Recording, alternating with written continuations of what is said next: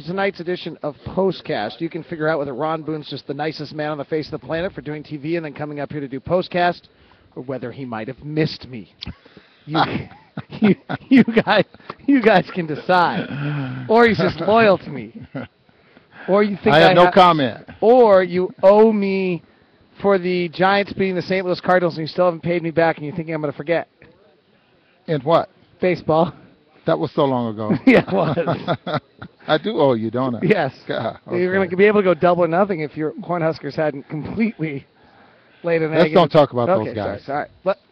So we got to talk about tonight's game instead. What was your takeaway? I didn't get to. Usually we do this, and I kind of know how you feel. I don't know how you feel. I didn't work with you tonight. What was your takeaway tonight? I have no feeling. I mean, it's. They won an ugly game again. Won another ugly ball game. The upside to the basketball game, Paul Millsap gets started. I mean, gets some easy buckets. Didn't have a great game, but he had a better ball game than what we've seen here as of late. Maybe his confidence will come back. But, again, the Jazz in the second half, in the second quarter, where they shoot 52% there in the fourth quarter and just giving up leads. I was very concerned with the ball game, David, and I mentioned to Craig on TV that I'm really concerned because they could not put this team away. This is a jump shot shooting basketball team. They have nothing in the paint.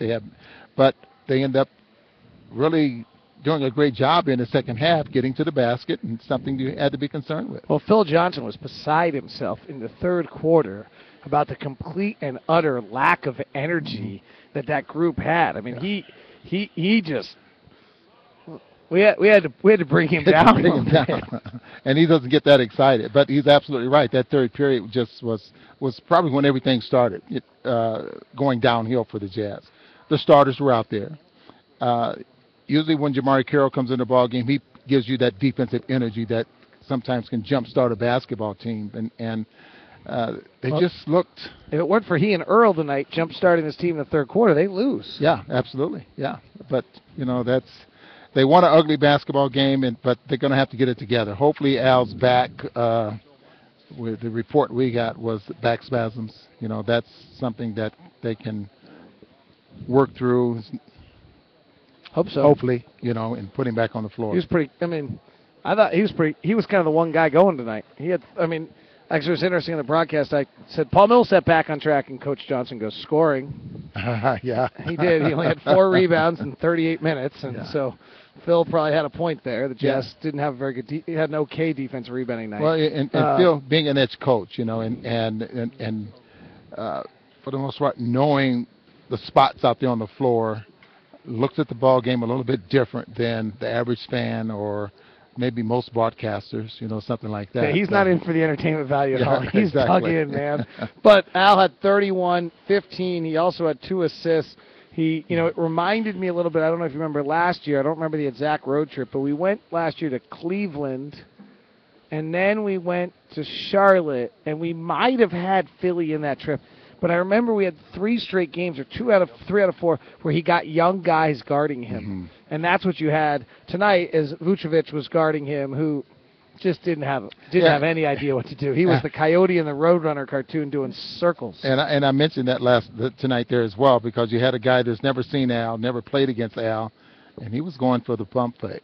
I mean, he went for the pump fake a couple of times, and Al gets the shot off, and he just had no clue of what Al Jefferson was all about, and Al took advantage of that.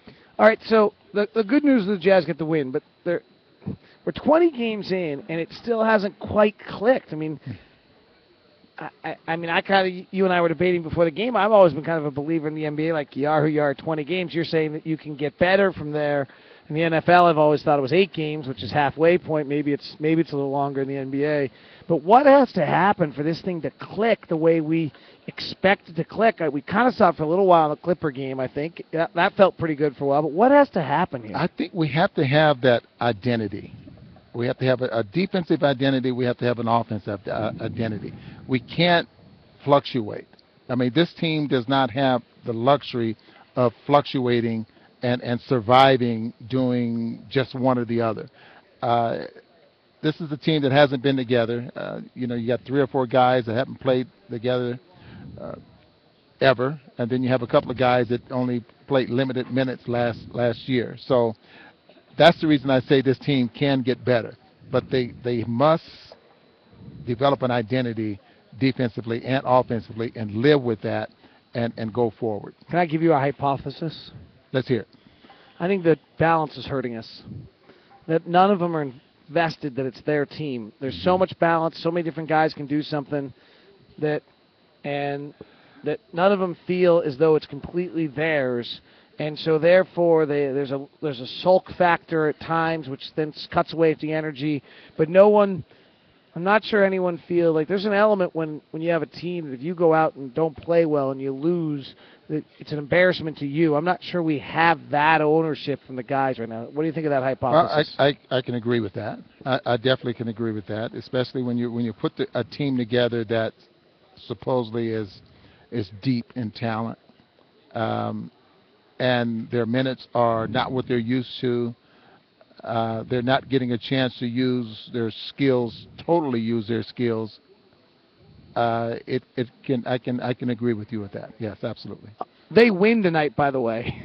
Yes. We don't sound like it, maybe. That's what this kind of game will probably do to you. They do win tonight, 87-81. And the best news of the night, really, is that the Magic came back, took the lead, and the Jazz closed on a 9-2 run, which, considering that the game was the exact opposite way against the Clippers, is a really good sign that this team was able to answer that when they finally took that run, that lead. Their only lead of the ball game. No, they led 2-1. 2-1. They had a 1-point lead. That's yes. right. But the big shot, and who knows what might not have happened if Randy Foye doesn't knock down his first three-point shot. Only $50 from Mountain American Credit Union all night. I said 100. I mean, that was so big that I gave $100 away. I don't know if he he looked like he was starring in Walking Dead all night, and then he makes the big shot of the night. Yeah, and that was huge. I mean, what would have happened if they would not have? I don't want to think about that. He made the shot. He would not have knocked that shot won, down. Ron. He made the shot. Yeah. Hey, we won. I've been pissed at Dick Pavetta for 48 hours. Oh, man, yeah. Let me have a good day. How about Chauncey Billups getting a warning for flopping? In the meantime, the Jazz lose. Right. As I said, that made me feel about as much better as the score change. Yeah. On that note, Jazz win.